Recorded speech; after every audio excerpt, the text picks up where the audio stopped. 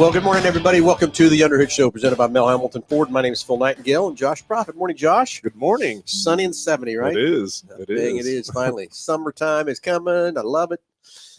So anyway, hey, it's a call-in show, 316-462-3673. Anything ailing your car, tires, brakes, batteries, anything in the automobile world you want to talk about, get the phones ringing, 316-462-3673. And as always, for each and every caller, Josh, they get a great prize package about over $130, and we still have got to go back and count that again. We haven't done it. Thinking about that the other We're day still again. saying what we're saying is correct. It is over. Yeah, you're all right. Yeah, it is over. So, Josh, what's in that package, buddy? So it's going to consist of the multi-point inspection.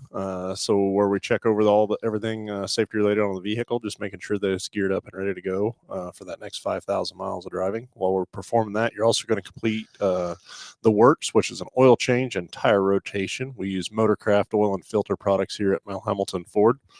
You'll also get yourself $10 to Mel's Diner, so you can get yourself something to eat and drink while you're here with us at the Big Corner. Complete nitrogen for your tires, so you get all the great benefits that nitrogen has to offer.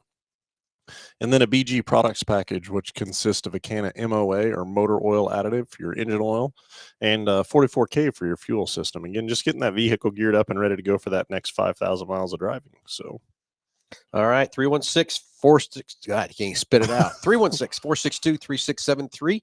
Let's get the phones ringing and see if you've got any questions or whatever from that part. So, Josh, it's been a wild week around here. Yes, it has. Of course, I guess it's a wild week every week. You know, I was thinking about that the other day, and I don't know what an actual fire looks like, because everything feels like it's on fire all the time, just naturally, I guess. You know, always hot spots, right? Yeah. Which is I don't know. I couldn't imagine any other way. You know, I think of I was talking with you know, a couple of the techs in the shop about being in a slower pace facility and what that would, I don't know. I just can't imagine being on that side of the equation. And I know they're out there, and, you know, where I guess the discussion came from was it is a partnership with the technicians, and then us, you know, trying to supply them with as much work as we can and and get it to them. And I just know that there are establishments or facilities out there that just don't care as much. They don't care much about as about you know, taking care of the customer each and every time. You know, we talked about competitive makes, even, you know, bringing in different vehicles, and how, you know, some dealers out there are specifically what their franchise is, and that's it. And from a consumer standpoint, you know, one of the things that we talked about was the different makes coming in, and I was like, for me as a technician, that shows that customer has trust in the service that you're providing. You do a good enough job on, you know, on what your specialty is, that now they're going to trust you on something that is, you know, different, right? Mm-hmm. You know, and so to be able to establish that relationship and build that trust, you know, when somebody would rather bring it to somebody that is not that manufacturer specific, means, I think it means a lot, you know. And so much of this industry, I think, is based on relationships and trust and transparency, as far as when it comes to success, I guess. You know, and I agree with you there too, Josh. And it takes a long time to build that trust, but it takes a split second to lose I it. agree with that 100%. You know, and I don't care what shop you go to, everybody's going to make mistakes. They're going to misdiagnose every now and then or whatever. But, you know, with the situation with us, the amount of volume we run through here and the amount of text we have, we see so much different things than everybody else can see from that part, so we can diagnose things a little faster and easier and stuff too. But do we still make mistakes? Yeah. But to me, it's how you handle that mistake. How do you fix it? Do you try to sweep it under the rug? Do you try to delay it? Or do you hit it head on and try to fix it as fast as you can? And that's what we try to do, is fix it as fast as you can. Just to say, hey, you know what? We screwed up. Here's how we're going to fix it. Well, I think, you know, in any environment, right? Like, or, because this is team. I mean, it is a team. We are a team when it comes down to it. And I think of, you know, a customer, whether it's on the sales side or the service side or getting a part, the size of the facility and how we're spread and the different positions throughout the facility, like from a customer's perspective, they may be dealing with one salesman or one advisor, but there's so many other roles, supporting roles to that deal that make a difference in that uh, customer's transaction. That I mean, you're only as good as your weakest link, right? Yeah. When it comes to that team mentality, and it's everybody having that mindset of, of I'm here to do the right thing for the customer, and for the guys behind the scenes, not actually dealing with a customer in a day to day basis. It's important that they understand that they're just as important in that role and that customer's experience as every other person, on the team. Yep. For sure. It's like when I go to different places to do business with them, I watch how they interact and what they do, and I try to pick up things to do better in our in the dealership. But man, there's a lot of times I go places I can't get a call back, I can't get this done, I can't get that, and I just feel disserved. It's frustrating, right? Yeah. And that's one of the things this week. We're taking on this new website provider, right? Yeah. And I think the auto industry as a whole. I think we are on the upper end of that, but the auto industry as a whole is really behind the times of online stuff. Yeah. In this day and age, like, people want to be able to go in and conveniently do this. And from the service perspective, and I talked about this at the last PSMAC meeting that we were at, and they gave us the percentage of different manufacturers and kind of where they were at as far as number of online service appointments, and Ford was really middle of the road as far as auto manufacturers go, but it was poor. It was like 13%. And they're saying that the national average on really any other industry is around the 45% of people that would set an appointment online or be able to do business online. And I get it. And I'm going to get a little more specific there with you. I understand scheduling a service appointment and scheduling a sales appointment, but to buy a car online, I still don't understand a customer that want to get online like Amazon and buy a car and go have it delivered. Agree. Yeah. I mean, there's so many things to go into that equation. It's kind of like fixing a car. You're not going to fix the car Well, online. yeah, Can't get a and that's haircut. what- Can't get a yeah. haircut online Yeah. either, right? Yeah. But to come in and get your car scheduled online, I get that. I mean, it's so easy, it's convenient for things that I do for that. I used to all the time, like on the weekends, if I needed something at the house, whatever, I'd jump in the truck and run to Lowe's and get it and then come back. But now, I hate to tell you, I'm on Amazon. And I'll tell you why I'm frustrated, because I would go to one of them hardware stores and walk around, and can't get no help, can't get nothing, can't find what I'm looking for, go back home, plug in the computer within 30 seconds. The next thing I know, it's there the next day. Yeah. So that convenience of that online is also deal.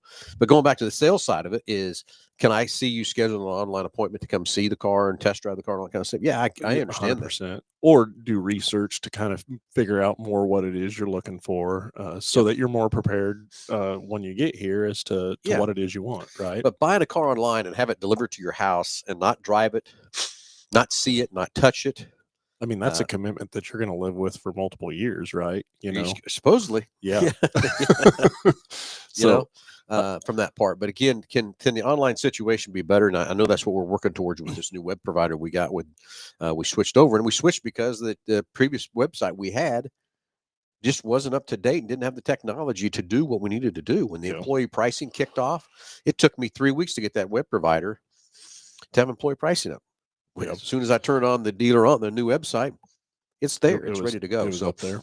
So excited for some of the other things. The website's up and running. It's a new look for you as a consumer, but there's still a bunch more stuff coming that we haven't turned on yet, just because we're trying to get it ramped up and get it going as we need to get going stuff with it too. But I know you were frustrated yesterday and the day before trying to. Well, and here's my thing on it. Like, we can just put something out there, right? But that doesn't gain anything. It's got to be. It's got to work right, and under the it has to flow for the customer and be a seamless transaction. Otherwise, you're just putting another hurdle in a customer's way to make them be able to do business with you. And I truly believe that on in business, like, people are going to do business with establishments that are easy to do business with. Easy to do, yeah. And if you don't understand that or comprehend that. And I think it's very easy. I'm sure it is in any industry to get calloused, right? You're day in Get day used out, to it. and then you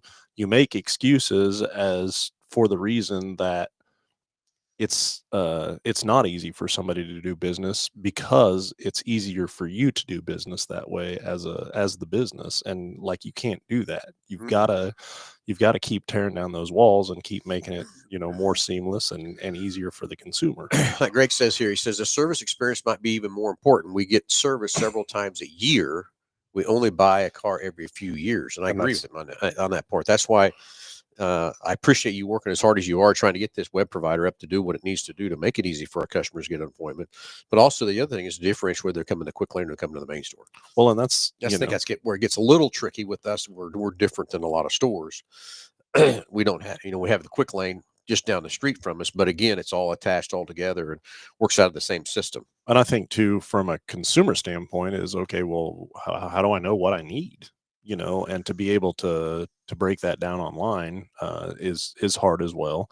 And Greg, his point that he talks about, every time Kelly and I visit a VOTEC or a trade school, and I talk about people coming into this industry initially, or we do class tours or talking with the Quick Lane technicians or the porters or greeters, is that from a customer experience standpoint, I mean, he's 100% right. Those customers are more likely to deal with a Quick Lane person than a salesman, as far as number of times throughout their experience with us, or number of events with us. And like you said earlier, is you can have the faith and trust and all that stuff for a long time, but it takes one time to ruin it. One time, And that's all it why, takes. I don't know, I beat this multi-point inspection to death, with these guys. But as a customer, if we tell you your brakes are good and you take off on a road trip And they're not. to Florida, and they start growling and grinding, and you go to some other shop and they're not, like, Yeah. so what they do matters. It makes a difference. And it's the same difference here. As I understand the frustrations sometimes people get, with the wait times we have at the main store trying to get in because we're booked so fast. But I'm going back to the same situation. I'm going to go to a restaurant that's busy. I'm not going to go to a restaurant that there's nobody there. Sure. For that reason. But when I do business with a business, I give them a fair chance before I just don't take one little bit of a something and throw it out, because I understand business. I understand what's happening there. But if I have to call you 3 and 4 times and you don't call me back, I'm gone. But Yep. one time I get it, 2 times maybe, but 3 and 4 times I try to call and try to do business with you, and you don't call me back. Goodbye. I'm rolling on. I don't care how good you are, or what it is. The communication's got to be both sides, and I hope that we've instilled that enough in all of our employees. And it's hard to keep track of. We got 300 of us running around here, Yeah. keeping track of that too, making sure that does happen. But I think it does pretty much. I think all the employees we have do a great job of trying to follow up, do what they need to do, and stay in front of our customers and help them the very best way we can. So, good morning, Dennis Nelson, this morning. Anyway, 316-462-3673. Love to hear from you this morning. Anything ailing your car, tires, brakes, batteries, anything in your automobile world, and see what's going on. So anyway, You talked about employee pricing. yeah, we do. We still got employee pricing through June. So that's kind of fun and exciting too. So Is there a set date in June so far, or is it they just keep like June it's, 1? Or no, I can't remember the exact date. gotcha. It's, But it's into June. I think it might even be the 1st of July now. Oh, I think really? it's July 7th. But anyway, jump on the webpage. It does have all the employee pricing out there. It's kind of fun now. There's no negotiation. The price is there, and people think that there's still more room under there. Well, let me tell you, we have MSRP, then we have invoice, then you come down lower, and we have what we call D plan, and that's what Josh and I can buy vehicles for today. Now, this price now is A plan, which is a step deeper than that. It's so deep that Ford actually has to reimburse us money back when we sell For that the car, sale. because we're losing money when we sell that car to get us back whole. So you as a consumer, you got the best deal in the world. You're buying it what a Ford employee, not a Ford dealership employee, but a Ford Motor Company employee would be buying that car for today. And it's crazy what that price is. I've never seen a manufacturer go that deep into an equation of pricing that car. But again, You as a consumer, you're buying a heck of a car. That's why I say Ford is actually giving us money back to get us whole for what we own the car for when we sell it for that A-plan price. Yeah. And again, if an A-plan employee walks in, it's the same kind of situation. Ford pays us that money back from that. So you as a consumer, jump out there, look at the webpage. The prices are all there. You can see exactly where employee pricing is. A few examples that are not that way are the 25 expeditions do not apply, and 25 super duties do not apply, but 24 super duties do, Yeah. and 24 expeditions do. The Raptors aren't in that, and Bronco Raptors are not in that, and Ranger Raptors are not in it either. But everything else is out there. It's got employee pricing. Now, a couple exceptions is Roushes. I've got those out there. They're 24 Roushes, really deep priced on those. So you can look at those and see that that's way below employee pricing because I have markup in those from the Roush products. So look at those Roush F-150s, F-250s from that part. But, we've got two guys that actually handle our dealer trades and stuff. We have one guy doing the incoming and have another guy doing the outgoing. And I'm being involved with the outgoing more than anything for what I'm letting out of this inventory. But I'm telling you, I got dealer after dealer calling us. I mean, Chris will come to me probably 3 to 4 times a day with 4 to 5 different dealers calling wanting their inventory. Wanting it.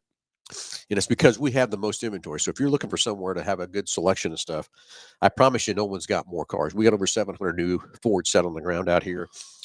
And all these dealers call and they get frustrated with me because I won't give up my inventory unless they got something like it to come back. And the hot ticket right now is this 703A Platinum F-150. They're very scarce. I got about 6 of them sitting out here, and they're calling right and left with those trucks. Wanting them. And I had a guy call and said, well, I'll get you one when I get one. I said, nice try. If you don't have one, you're not getting mine.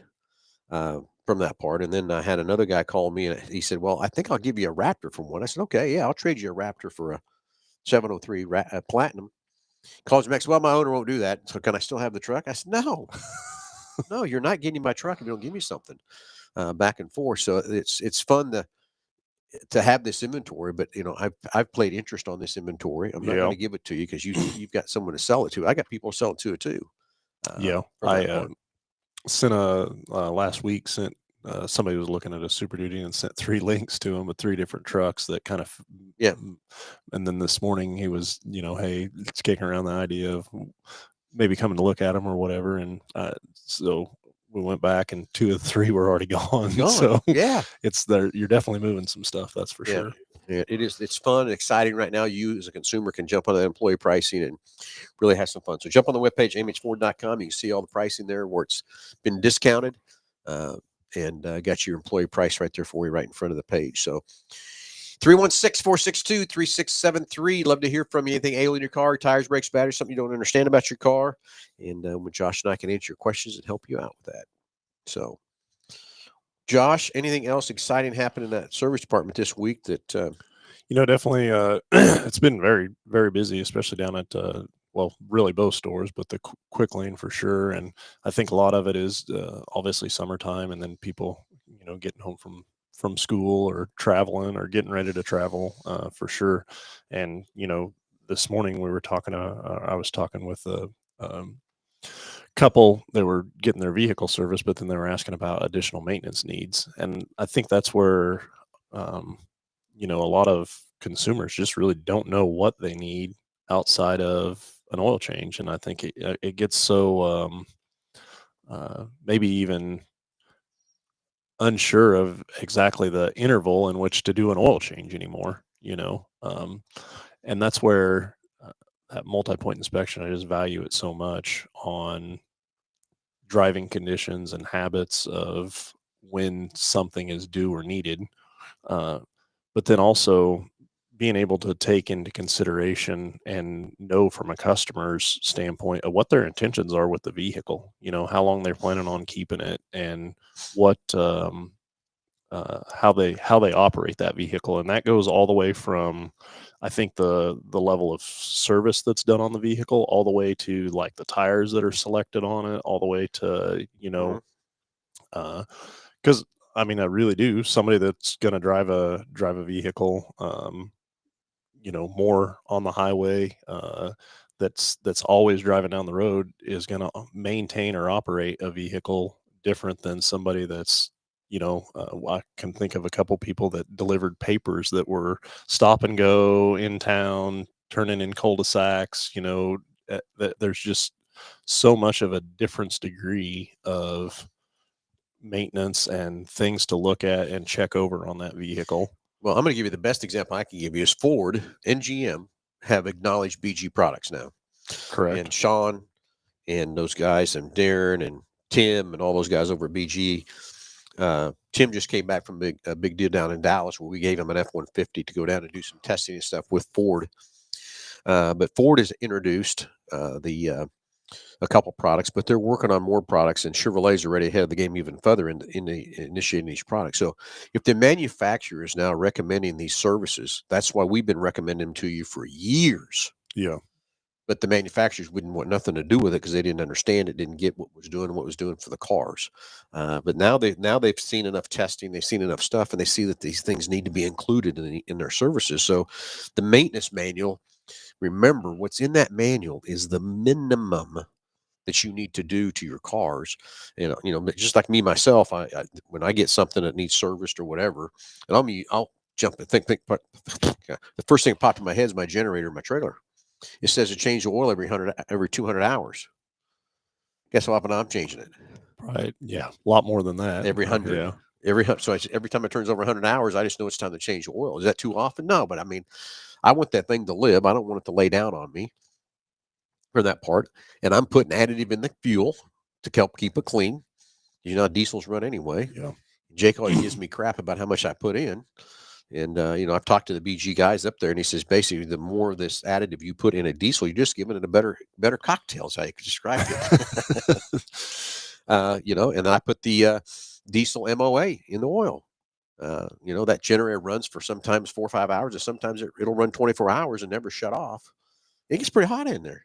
I was talking with a gentleman the other day on the service drive, pulled up, and it was had to be 23, 24 Super Duty. So best case scenario, 2 years old. Yeah. Right. Like giving him the benefit of the doubt, had 120,000 miles on that truck. And I'm just thinking, years ago, that'd be going into a scrapyard, right? Yeah. And then I think now it was a diesel, and the truck will go for a long time if it's maintained. If it's maintained and if it's taken care of. And okay, yep. I just think of the resale value on that and down the road, and how there's still a lot of life left in that truck if it's maintained and if it's taken care of. But then I think of the next consumer if it's not maintained and not taken care of. Well, okay, so yesterday I was over at Hutch, and we were going around thanking all of our partners that we have for the Salt City Racing and stuff. So, talked to a lot of different things and talking to a lot of different business stuff. But I walk in the door from being back from Hutch, and the sales manager say, "Phil, you got to come help us." I go, "What do you got?" And it's a 22 Expedition. Okay. 162,000 miles. Okay. I mean, you just start it and don't stop, I guess. I asked. I didn't get the answer with this. It's a lady. She has it. She's out of town, but she's coming because we have the best selection of 25 Expeditions. She found one the King Ranch we have. She wants to buy it, so we got her taken care of and stuff. But try to put a number on that car. Well, did she buy it new? Yeah.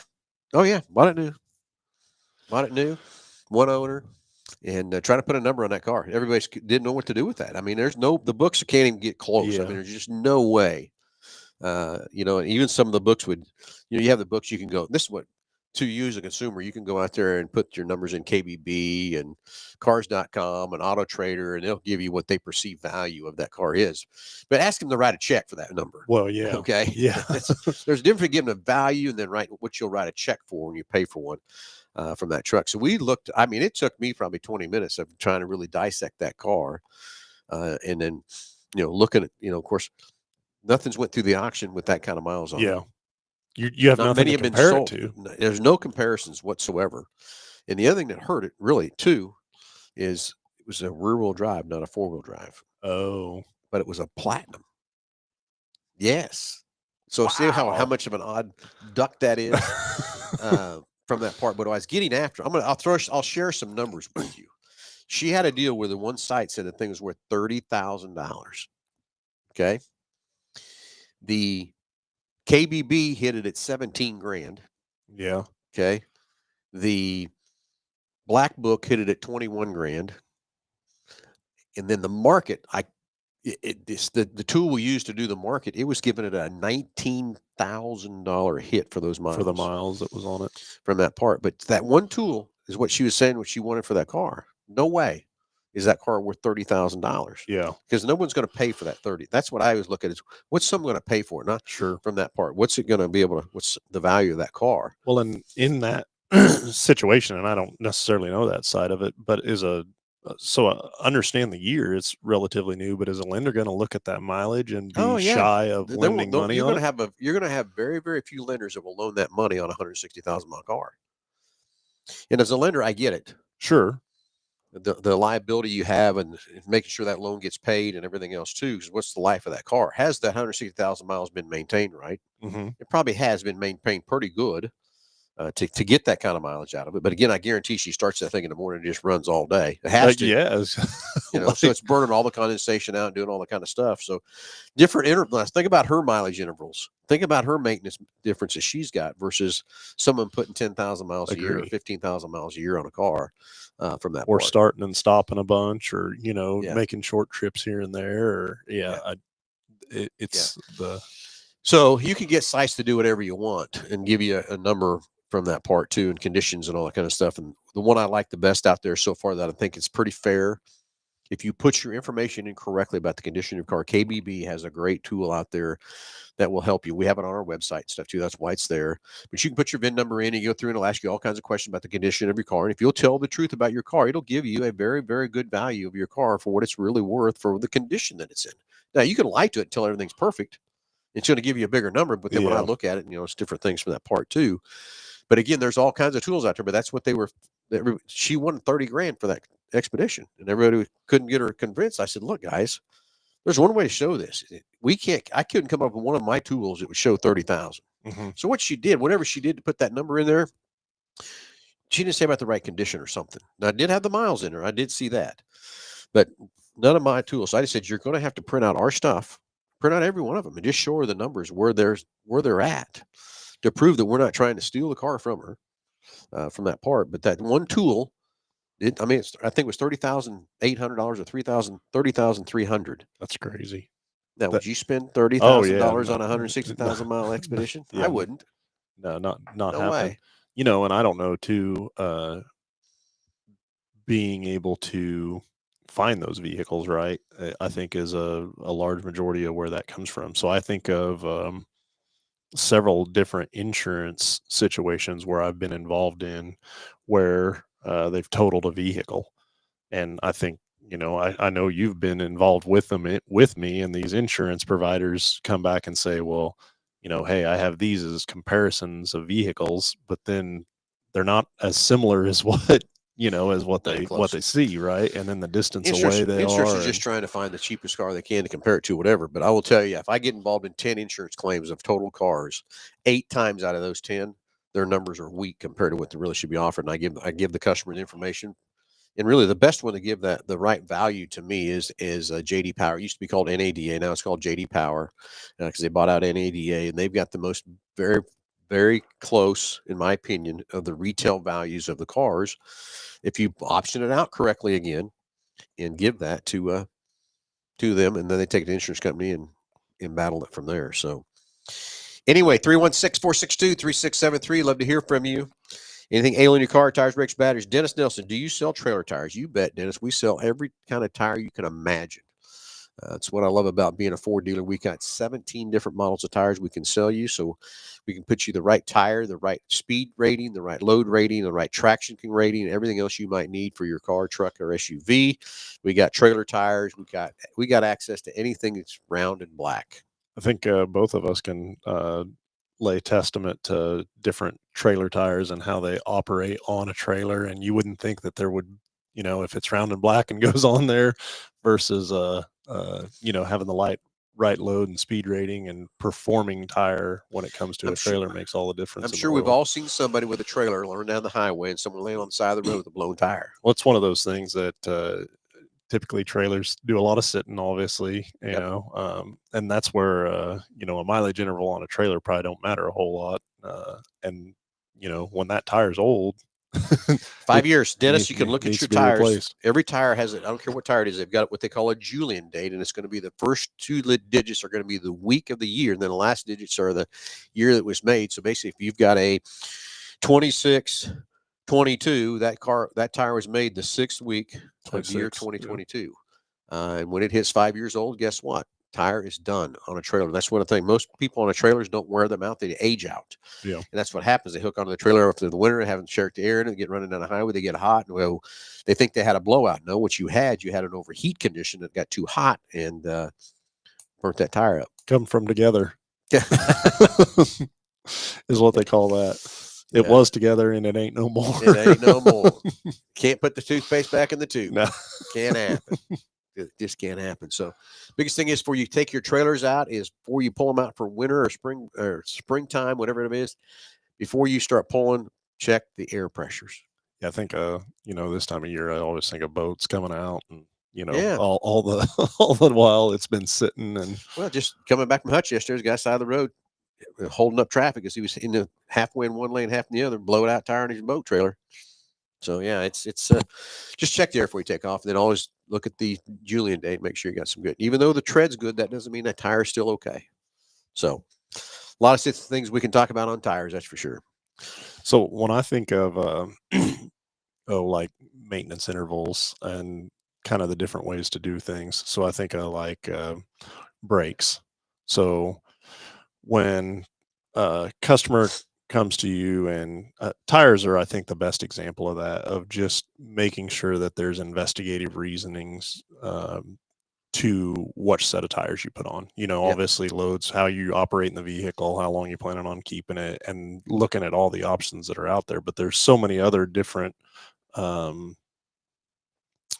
moments in a service or repair that same thing applies for that consumer to get the best value for their money. Yep. So my next thing with that would be like on a brake job, for instance. When you're putting brakes on a vehicle, do you machine the rotors or do you replace the rotors? Well, so in my mind, it depends on how that consumer uses that vehicle.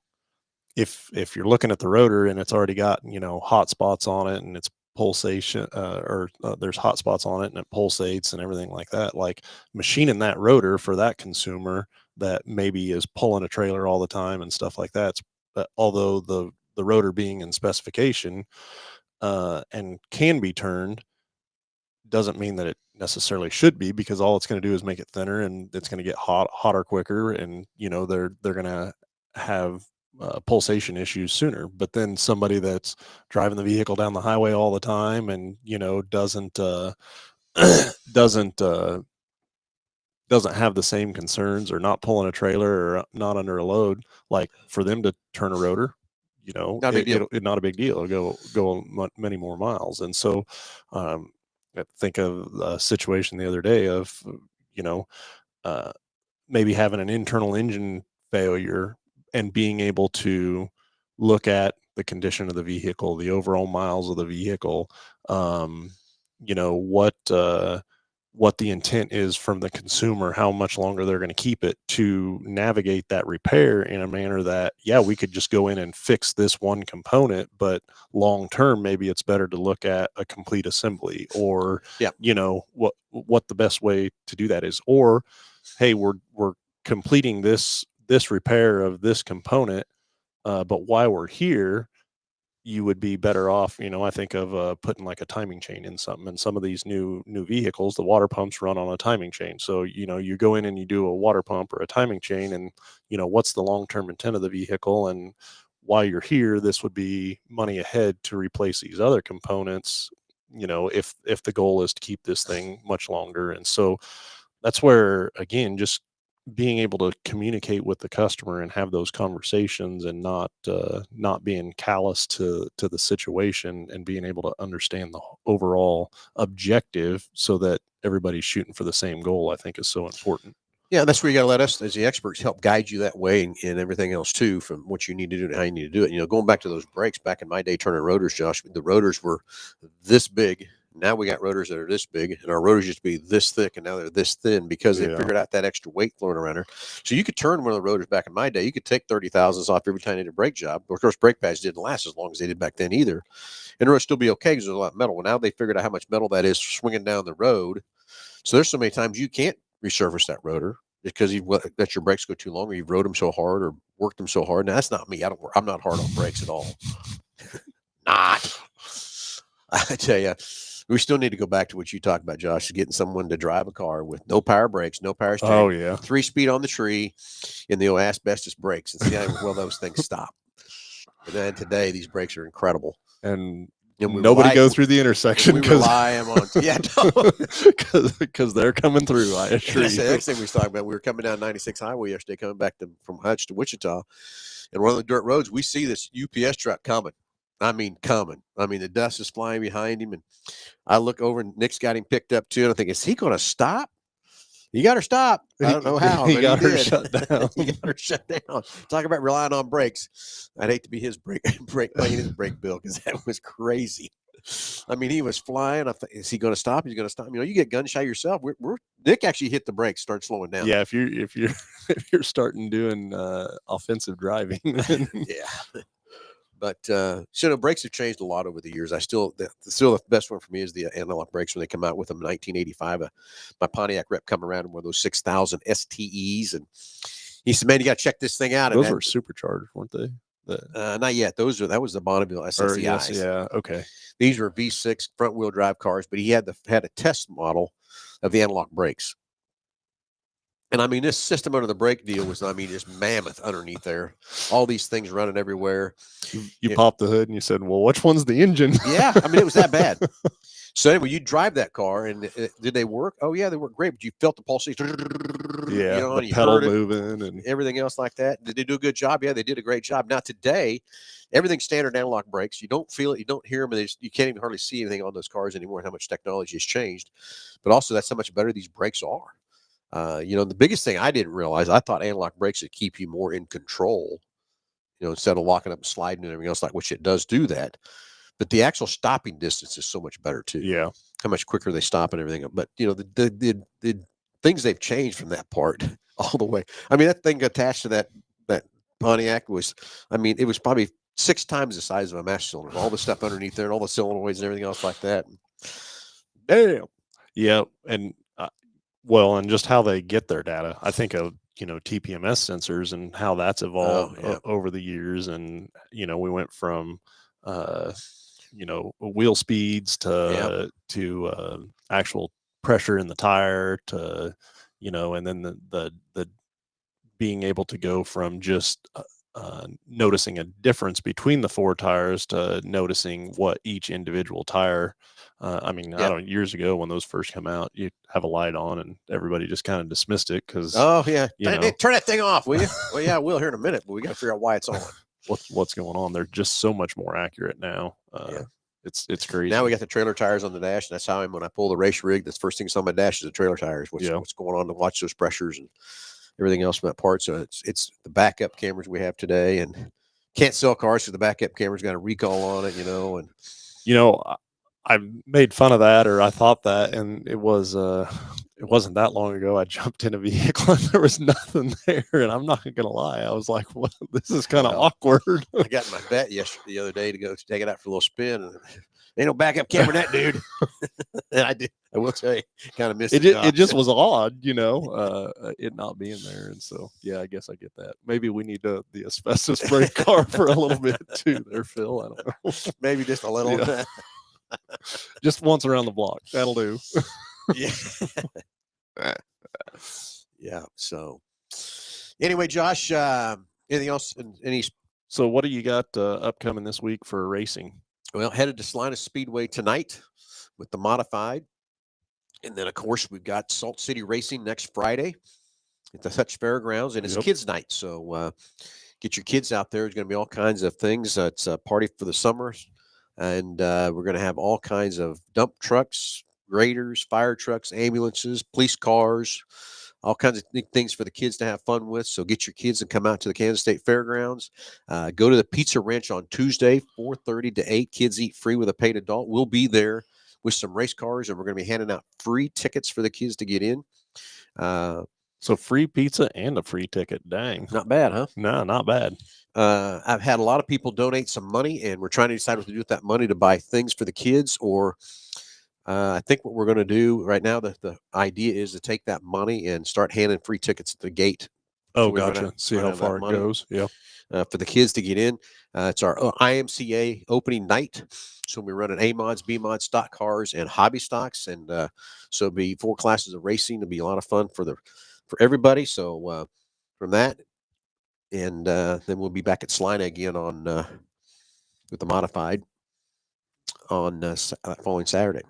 Very good. How about hours next week? Oh yeah, golly! Or next weekend. Next weekend. Yeah, we're closed next Saturday, so we will not have a show next Saturday on this show. So we'll have to miss you guys for 2 weeks.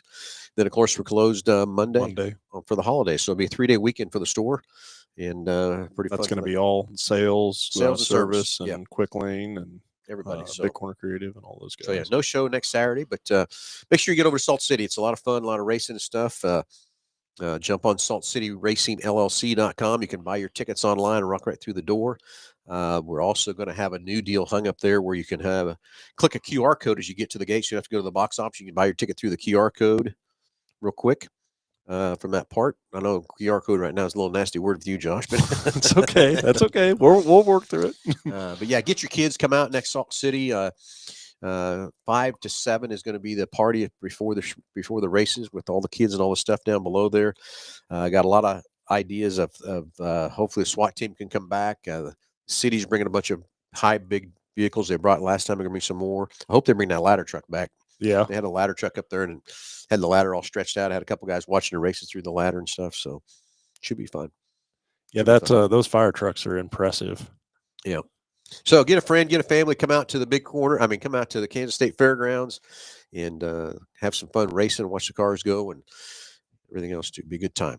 Get your kids. Kids will have a great time between 5 and 7. That part. Don't forget to get the Pizza Ranch next Tuesday. Of course, every Tuesday, 4:30 to 8. The kids eat free with a paid adult, and we'll be there with the race cars and tickets for every kid that comes in the Pizza Ranch on Tuesday evening. So, Josh, anything else, buddy? I think we'll color good. Everybody have a great Saturday. It's nice and warm out there. Get out and enjoy yourself. Get on mhford.com. Check out all the employee pricing. Don't miss out on that program right now. It's really a great deal for you as a consumer. I promise you from that part. So everybody have a great Saturday, and we will not talk to you until 2 weeks on this show. We will be live on Wednesday to give you updates on Salt City Racing on Wednesday at 6 o'clock. And we'll talk to everybody here in a couple weeks on Under the Hood Show Live because we'll be closed Saturday, Sunday, and Monday next week. Everybody have a great weekend. Talk to you soon.